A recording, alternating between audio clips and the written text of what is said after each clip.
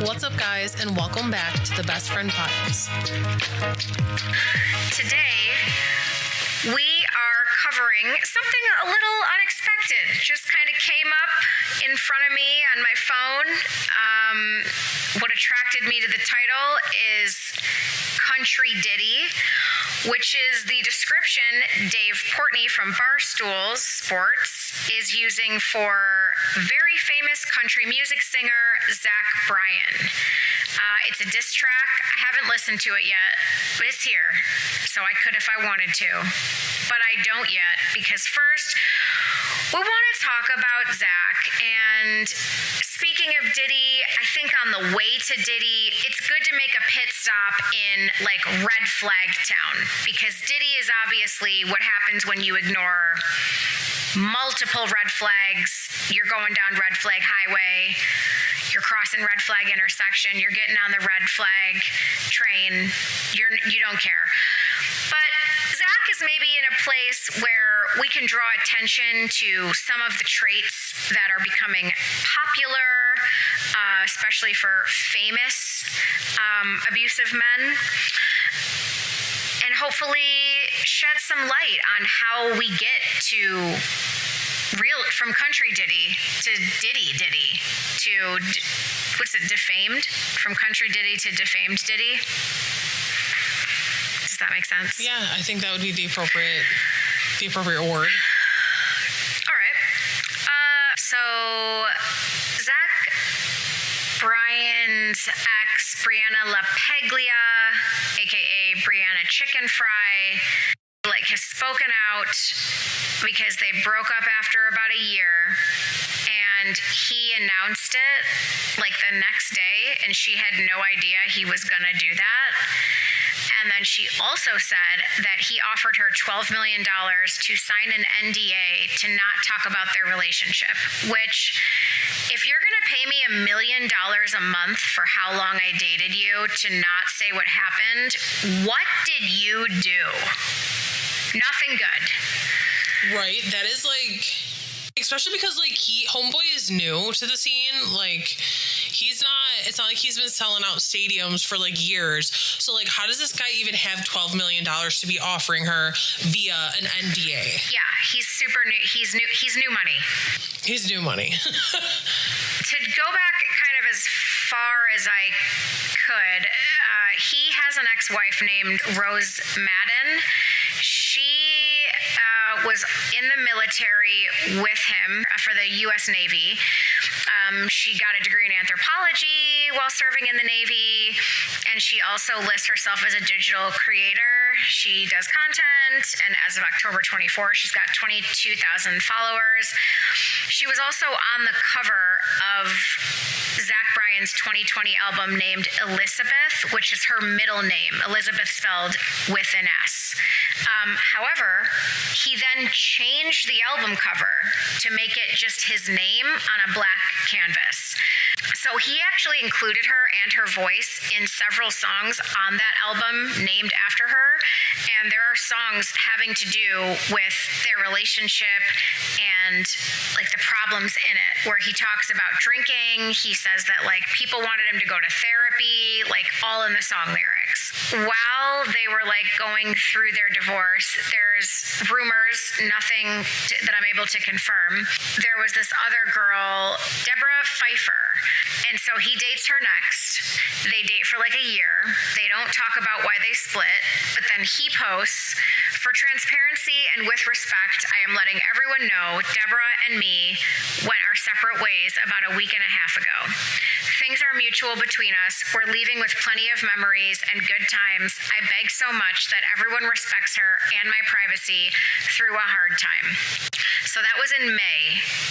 2 months later, he goes public with his relationship with Brianna Chickenfry. So then she confirmed it on an episode of Plan Brie Uncut in late July. She says Zach was her, quote, person forever, and, quote, there was not a damn thing I would not do for you. They met at the ACM Awards in May, while he was dating Deborah Pfeiffer. According to Brianna, he slid into her DMs. They took an 18-hour car ride with no music. They talked the whole time.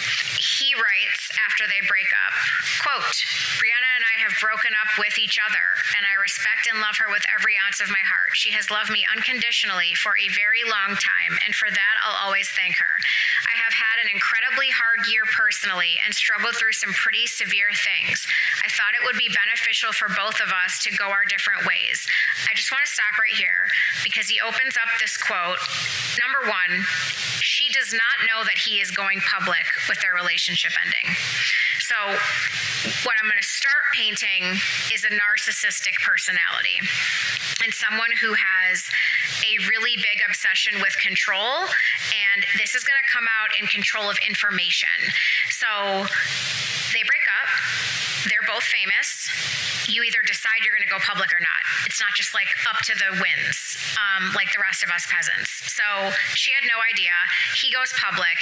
He begins by saying, she loved me unconditionally.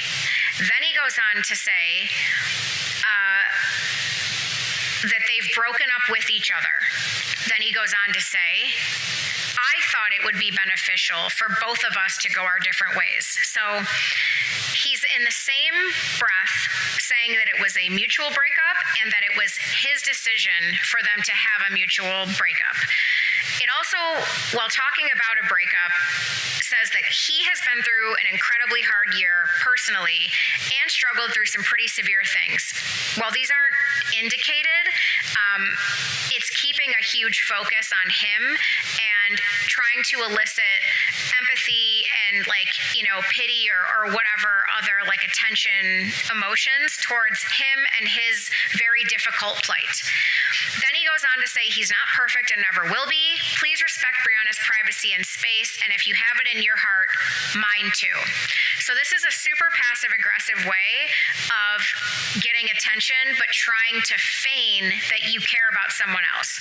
So he's asking that you respect the privacy of someone he just put on blast for a breakup without even telling her, and then tacks on, if you have it in your heart, mine too, knowing this audience is following him and is going to automatically give him some sort of grace. So after he posts this, go ahead. I know, I just want to say, I feel like the timeline on this is a little interesting because it's again, it seems like he dumped his ex as he was charting, and then happens to all of a sudden be dating, and not that, I mean, obviously Brianna Chickenfry is more famous than I will ever be, but she's still not famous. I mean, she's internet famous. She's if people C-class. I mean, not everybody even knows who Dave Portnoy is. Yeah. You know what I mean? And he still is pretty, big. He's like a junior Joe Rogan. Yeah, but I feel like he's super niche, super, unless you're really watching Barstool Sports or... Yeah, you're right. The Northern thing. You're really into YouTube maybe. I don't know. It's one of those things that it's popular, but unless someone shows it to you, whereas I feel Zach Bryan, for instance, now, because he's had so many hit songs in the last year, his name is probably the most recognized, let's say, at the moment. Yeah. In this whole situation. But you know what I mean? It's interesting to me that it seems like he dumped his normal girlfriend when he started to obviously get his musical career off the ground. 100%. Just because of the timeline. Mm-hmm. And then it's then he ends up dating someone who is let's say D-list celebrity to propel his career even more. And then it's now that he's had this successful year that he's saying it was a difficult year for him. Right. I'm sorry, what was difficult? Even though it was his most successful year. If hard work is difficult, yeah, it is. So, I don't know. It's hard to get up for work. But he was touring, I don't know. You know what I mean? So it's just an interesting timeline to me of everything. And like I said, I don't know if maybe he was just thought that he was more popular, so he's gonna be the one to say something. He says in that post, she has loved me unconditionally for a very long time. Okay, stop. A year is not a long time, and it's certainly not a very long time. Yeah. No, oh, yeah, no, definitely. Well, and I don't know what kind of statement that is. Like, why would you say that? I'm trying to think of a situation where I would be broken up with someone and then I'd be happy with them saying that. Like, oh, yeah, she loved the shit out of me, though. Like, what? Right, because the most important thing isn't that you think about two people and have, like, respect for their privacy. It's that he's going to immediately surrender that privacy. He wants your attention. And the first sentence is, Brianna and I have broken up with each other. I respect her, love her with every ounce of my heart.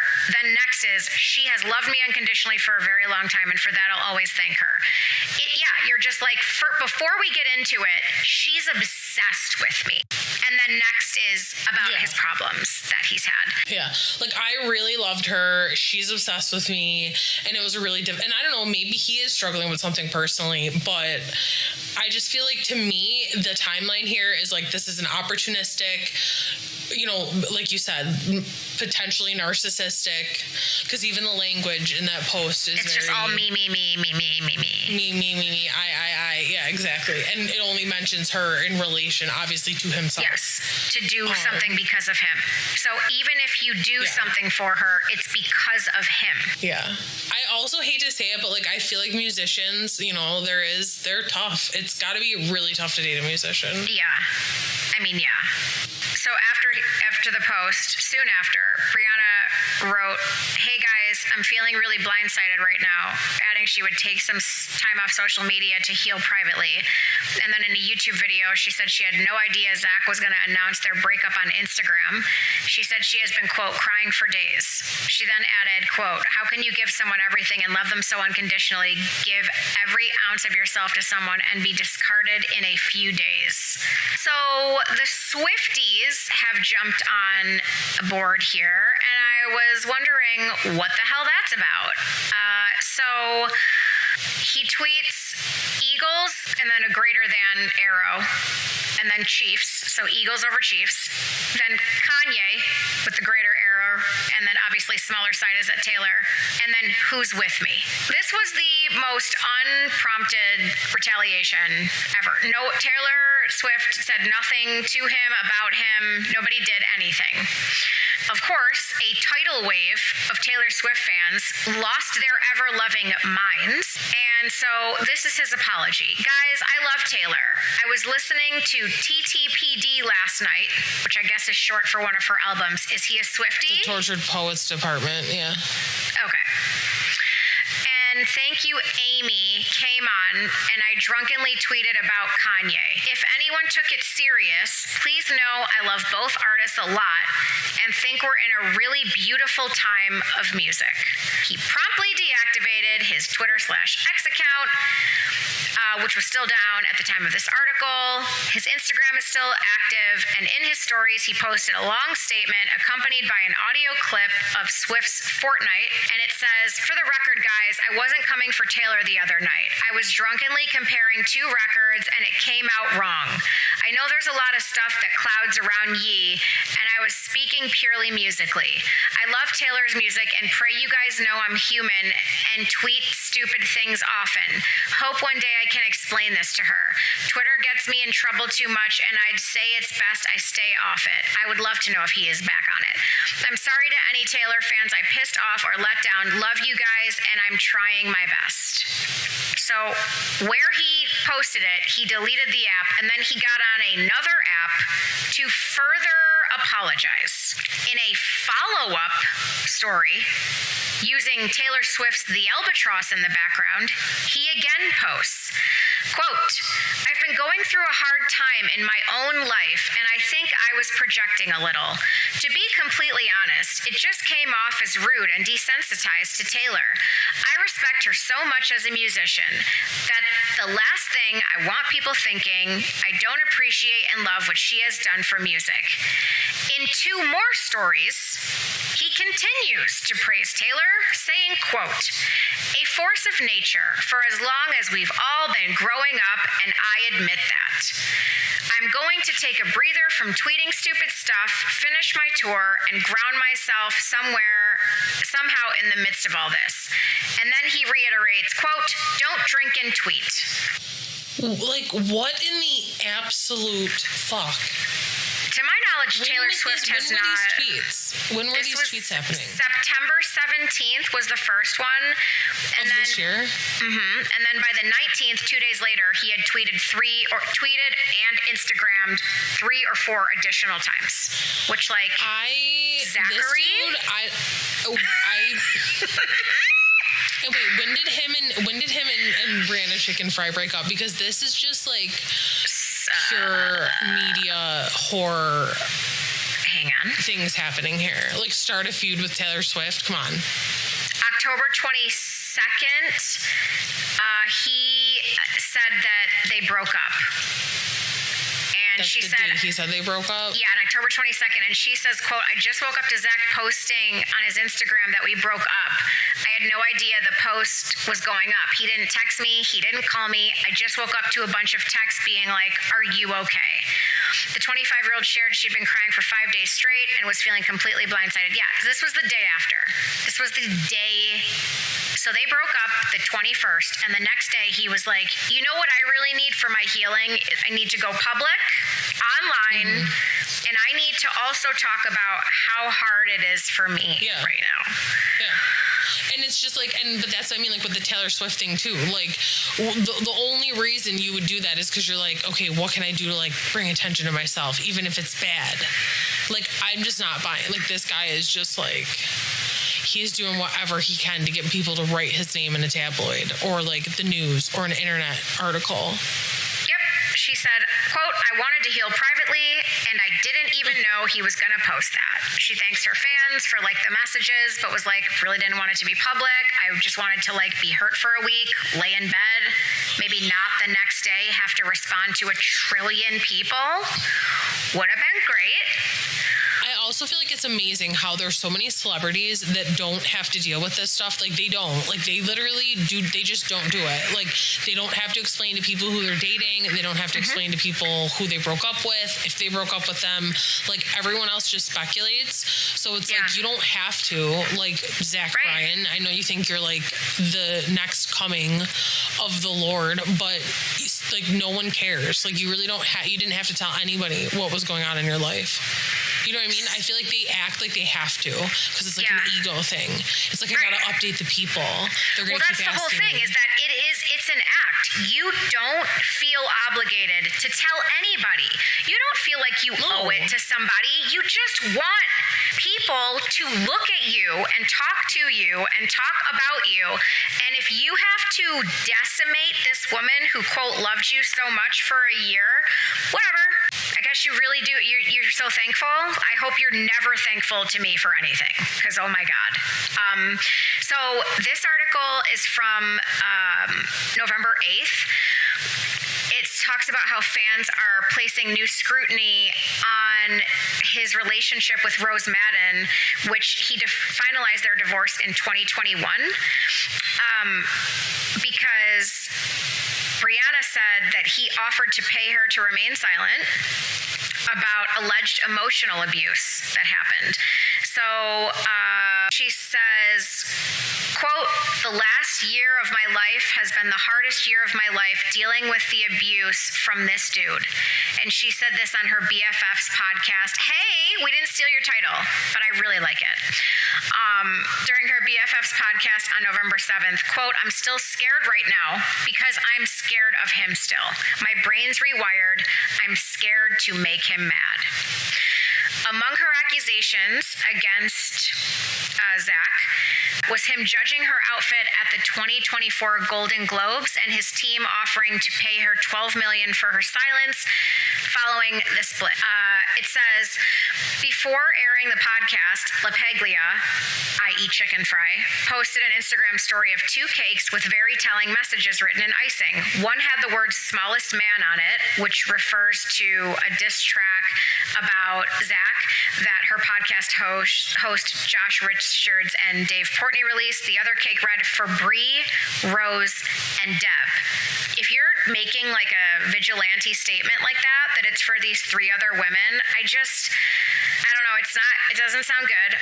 He previously dated ex-girlfriend Deb Pfeiffer from 2022 to 2023. He was married to Rose Madden from 2020 until their divorce in 2021. In her podcast episode, LaPaglia also insinuated that other people in Brian's life had been paid to stay silent. Quote, "I don't think you can pay people off that you hurt to protect you," she said. "I did not accept any money. I will not accept any money. I think that is beneathly. I am not previous people," which that's not an insinuation. She is straight up saying the reason that we know nothing about Rose Madden and nothing about Deb Pfeiffer, he paid them to not talk. Okay, so he meets Rose while serving in the Navy. They tie the knot on a lake in July 2020. She posts May 2021 in a TikTok video, "When your ex-husband moves out and you are now forced to cook potatoes with an effin' pumpkin pie mold," which I'm a little confused about because who's putting potatoes in a mold of any kind? It is molded. You just cut it open. The potato skin is going to hold. What? Can I just say, looking at these two at whatever this is like on the USA Today website. It looks like maybe it's the Grammys or something. Like, they just do not look right together. No. She is beautiful. Yep. She is like Hollywood-esque. Yep. You know, very old and this Hollywood. Dude looks like, I don't know what this dude. He looks like albino. His hair's thinning. He looks like the kid that huffs gasoline and like his pens are always exploding in his desk. For sure. And he like sews his skin together on his fingertips, but like, you know, puts the needle through the top layer and like puts glue on his arm and peels his skin off. Like the hills have eyes off in here. Like, what in the world is happening? This dodged a bullet here, girl, because like this is not it. Yeah, no. This ain't it. No. I don't care. And you know what? Honestly, I don't like his music. His songs are always like he's crying about the same thing over and over again. So like this is just like I'm loving this because I really have not been a fan. I don't know any of his songs. Sorry, Zach. He admits he's an idiot. Probably the best thing he's ever said. Oh, okay. This is his hard year he was talking about. So he got arrested in September of 2023. So when he was saying I've had a rough year, he was literally stretching it back a full 12 months to like it barely fits in the year. Okay, so he was pulled over for speeding while driving. He said the officer asked for his license, registration, and address, but Brian told him he was uncomfortable giving his address because I am a famous musician. Quote, he says, "If you don't give me your address, I'm going to have to take you to jail," Brian said, adding that after refusing again, the officer asked him to get out of the car and put handcuffs on him.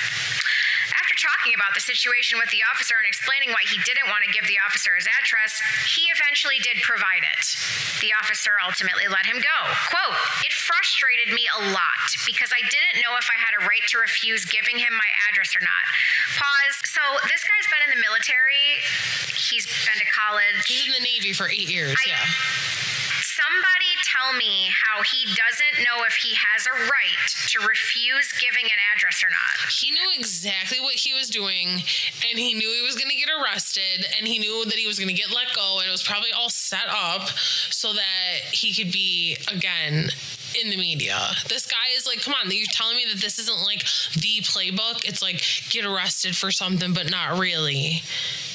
I didn't know that. Isn't it a crime where, like, if the officer asks you for an ID and you have an ID and you don't give it to him, or like if you don't tell an officer your name, you're like, what's it called? Resisting. Yeah, it's like obstruction of justice or whatever. Right. So like if you give him your ID and you're like, I don't live at that address, and he's like, where do you live?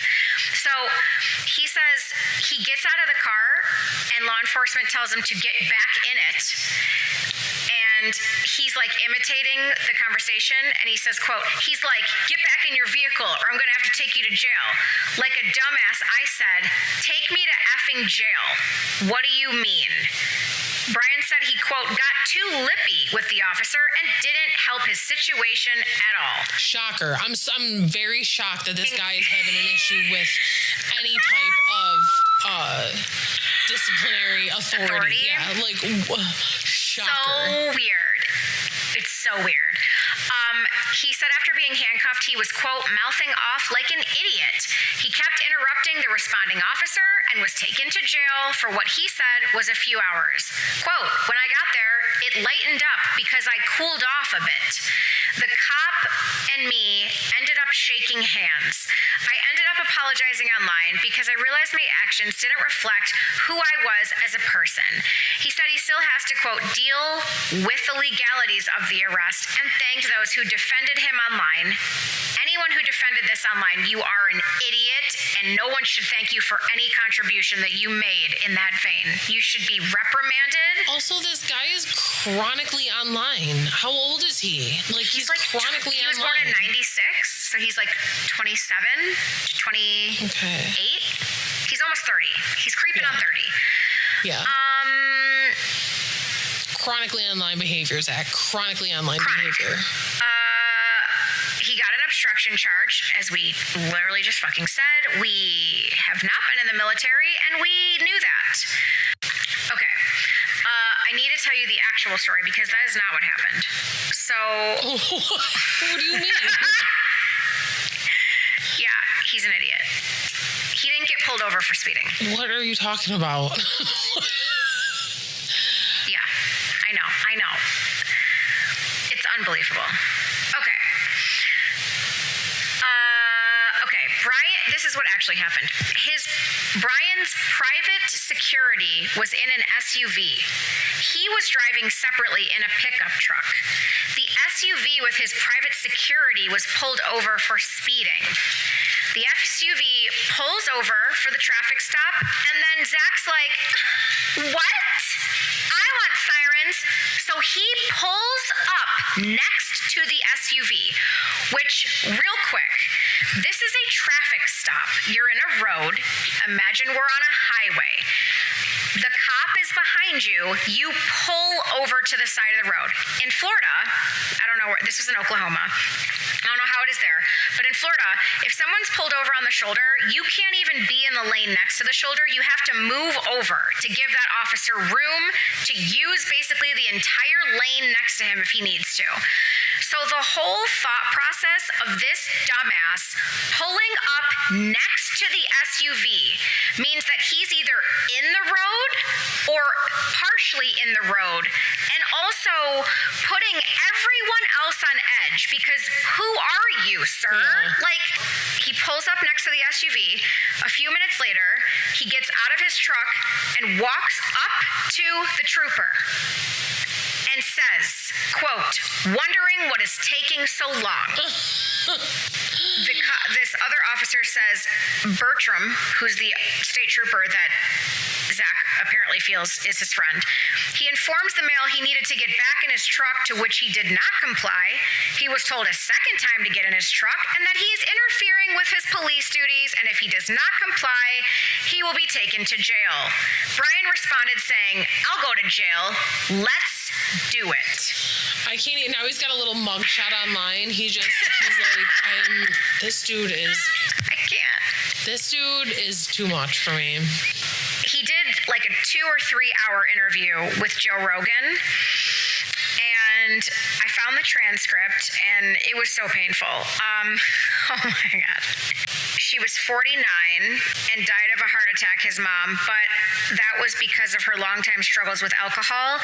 His sister is sober, but he clearly has issues with alcohol. So a couple quotes from the Joe Rogan interview. That's the real problem with booze. I noticed, it's so much worse for you than weed or mushrooms or anything else. Booze is the worst because it removes all of your am I being an asshole filter. So you're fucking, So people get loud and confident and uninhibited, and then you feel terrible the next day. It's the worst drug, but it's also really fun. when he says it removes all of your am I being an asshole filter, so people get loud and confident and uninhibited, and then you feel terrible the next day, he's not talking about you, and he's not talking about people. He's talking about himself, because he's an alcoholic who acts like a psychopath and then wakes up the next day and is like, I feel bad about that. Will you sign this NDA? Yeah, I mean, I kind of feel bad for the guy, because alcohol is crazy, and I feel like, especially being like in the army or in the military, it's like super normalized. It's normalized as is, just for like dudes his age. That explains, but that doesn't excuse his behavior. Here he is talking about like friends who have done drunken things. We do the dumbest shit at bars when it comes to pool, because we'll all be like drinking beers all night. It'll be like midnight, and someone's like, I'll bet you on this one. And then like the whole bar will get around, and just watch us play. It's crazy. Of course, the entire bar is enthralled with you playing pool. What is it? Sense of grandeur? Hang on. Or... I will tell you all about narcissists. But yeah, he's talking about like how he got famous, and like, yeah, I just like to post music videos when I was in the Navy because it was my release, and because he says something along the lines of, because therapy is for crazy people, especially in the military. And this is like a 2020 article, 2020 interview. So, I mean, it wasn't that stigmatized still. Like, they had the Wounded Warriors Project by then. So I don't know. But then he's talking about how he gets famous, and he says it was psychotic. It's so psychotic. Like, he keeps using the word psychotic in situations where like his video got a lot of views, or like people really liked his music. And I'm like, it's just so clear that like he needs therapy desperately and doesn't want to go, and probably can't confront a lot of the issues he has. And I think him saying him and his mom are very, very close. This is complete speculation, but if she had an alcohol problem, he probably really desired for them to be really, really close, and they weren't. And he's probably using the same coping mechanism as her, is in a way to maybe feel close to her, or because it's genetics. And he just can't confront and face the fact that like his mother chose alcohol over him, because to his own admission, his dad had primary, if not sole custody of him throughout his childhood. So like, you can't be very, very close to a parent you're not living with. How? So I mean, he needs to quit the booze, though. Like, I mean, I'm happy that he like is having these profound thoughts on the Joe Rogan experience, but like, is he sobering up, or is he just going online and just like posting some bullshit? No, he's not doing anything. No. He's not doing anything about it. Can you see if he has a Twitter account? Because he said he should probably just give it up, and that was 1 month ago. So let's see how long he lasted. Wait, Twitter, you said? Hold on. Oh, sorry, yes, X. Yeah, or X. What am I looking up? Narcissist, right? Yeah. Sorry, Elon. We meant X.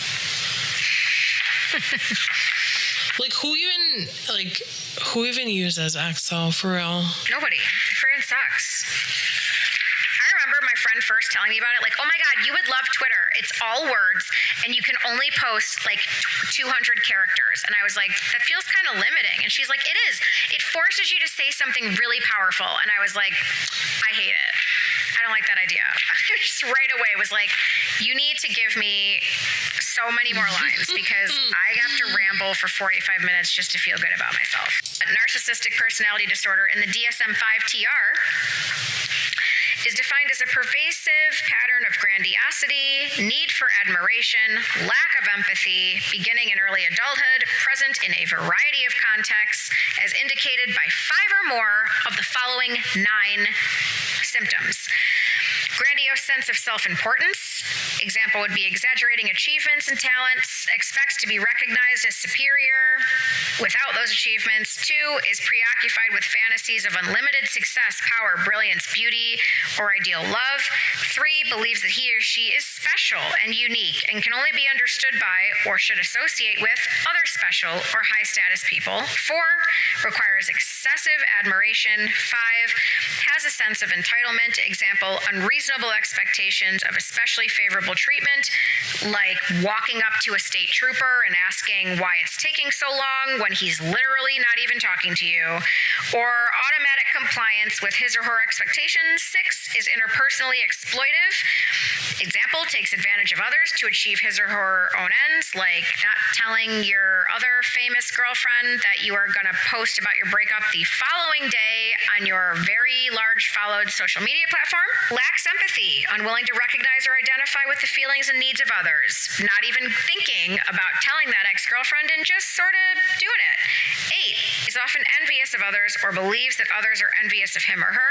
9 shows arrogant, haughty behaviors or attitudes. So yeah, narcissist, textbook narcissist right here. I've got the textbook, and that was a narcissist. Were you looking up something good? I was trying to see if he had a Twitter account, but I can't find one that is verified. Wow, we should applaud that. Yeah, it looks like he might have given it up. Great job. He's made it almost a whole month. Yeah. He could do it. He could make it 4 weeks. I believe in him. His publicist is probably like, I can't let you back on now for 3 months or you're gonna get dragged. Right. Like, you apologized 4 times. Taylor Swift, I don't even think has seen your tweets. I mean, how is he going to apologize to everyone without it, though? Dude. I guess he's just going to have to do better this time. No apologies needed. I just think red flag 1, when you meet your love interest. We need that big red flag guy. Yeah, we need him. Big red flag guy, please email us at bestfriendfilespodcast@gmail.com. Flag number 1, when you meet him, he's already in a relationship. Flag number 2, he uses the fact that he was shit-faced as an excuse for his terrible behavior and also doesn't stop drinking. And 3, he asks you to sign an NDA, even as a joke, at any point ever in life. There is no guitar on earth that could be strummed correctly to make me forget that you are offering me $1 million a month not to talk about your alleged emotional abuse. Like, what? What's $1 million a month emotional abuse like? Like, what is that? Do you lock her in a bathroom? Like, what are you doing? Yeah, this is interesting. I'd also like to know when this came up in the relationship. Was it at the end? Was it after the abuse happened? What? Quote, I went through literal narcissistic emotional abuse for a year, and he made me believe everything was my fault. He isolated me from my whole entire life, wouldn't let me be who I wanted to be. He kept repeatedly beating me down. She went on to reveal that she initially decided to take the settlement offer before changing her mind after Brian's legal team allegedly kept coming up with excuses to not immediately wire the cash. So it must have been before the breakup went public. Her boss, Barstool's owner Dave Portnoy, then got involved writing a diss track alongside his co-host, which slammed Brian. It was later taken down by Warner Music due to copyright infringements, and Portnoy revealed on a podcast that he got involved with Brian's lawyers to try and get them to send the cash to his employee. In a text, Portnoy alleges he said to Brian's lawyer, quote, hey, this is Dave Portnoy. I don't know who the F you think you're dealing with. I've been nice so far. Pay Bree ASAP or I'm coming for Zach's throat. I've tried to stay out of it, but stop effing around. Pay her or shut the F up. I'm losing patience. In the end, LaPaglia says she opted against signing away her rights to speak about the relationship, instead revealing all in an astonishing podcast episode. In it, she detailed the country star's alleged emotional abuse of her, which lasted throughout the relationship until their breakup last month. Quote, me not taking the money is not just for me. It's for anyone else that's been emotionally abused. It's for people right now that are being emotionally abused. It's for people that don't have a support system that I was lucky enough to have go going through this. This last year of my life has been the hardest year of my life dealing with the abuse from this dude. I feel a part 2 to this episode where we watch that podcast and react to it, because I really do want to know. Yeah, we'll do that. I want the deets. She then says, previous girlfriends had been, quote, made to go down that road. I said, F your money, but you made the women before me believe that they had no other choice than to take money from you, sign their experiences away, sign what they went through away. You get to go skip off and sing your little effing songs on stage like you're a good dude. I don't want in 2 years to buy a effing house and think, oh, this is the money from that dude that literally effing broke me and destroyed me for a year. Yeesh. She's not Taylor Swift. She could use 12 mil. And like the fact that she's like, no, like that's, what did you do? What did you do? Like, what did you do? He must just be like a drunken, abusive, belligerent. Yeah, he's just alcoholic. An absolute trash bag who needs to work on his shit before he gets into another relationship. Zach Bryan, fucking stop dating girls, okay? No one is gonna victim blame you if you like went through it with your mom, but you can't as an adult turn this on vulnerable women because you don't want to go to therapy. Either go to therapy or stop dating people. Yeah, this is definitely a hurt people situation. Just go to therapy, Zach. Just do it. He's got to do, it's time for him to do the work on himself. Yeah. He said, like, joining the military, like, matured him, made him a man, all this stuff. Like, well, okay, be a man then and go get help because you're a train wreck. And this girl's probably about to decimate you. I also feel like he was young. He was 17 when he went in the Navy, and it's still a super traumatic experience. And while I'm sure it, like, made him a man in certain aspects, I also feel like there's still a lot of mental challenges that happen when you have that type of traumatic stuff that young, like the, you know, it kind of, whatever, like it turns them into, like, what is it? Like you stop developing. I think you stop like development or something like that sometimes when you have like that type of like traumatic situation. Well, no, you keep developing, but not correctly anymore. Like now it's different. And like, think of any boy you know, and then think of him when he was 12, and then rip his mom away and tell him, you can't live with your mom because she drinks too much. She can't figure out how to take care of you. It's all you need to then be asking people to sign NDAs. That's what it takes. I'm definitely getting like fuckboy vibes from him also. Yeah. Angry fuckboy. You know, huge control issues. It's definitely like fearful. He's very afraid, most fearful of himself. But, you know, that's triggered when other people, like his girlfriends, are like, you're really scaring me right now. Well, then now he's faced with it again. Like, oh my God, am I scary? He's very like self-deprecating. Like he says like, you know, I'm an idiot. I post stupid shit all the time. I'm a fuck up. I mean, that's a depressive symptom. It can also be an anxious symptom. Like we gotta do something, but what you can't keep doing, we definitely can't keep doing, is dating more girls before you do something to manage the emotional abuse you're tolling out. It's not the vibe. Yeah. Also, please get some sun. Even sunless tanners now can do a world of difference, bro. If Edward Cullen gained like 40 pounds and his jawline got wider, he would be Zach Bryan. Yeah, I think Robert Pattinson is a very unattractive man. Yeah, he looks like an alien. Thanks for listening, and we'll catch you guys next time on the Best Friend Files podcast. Bye.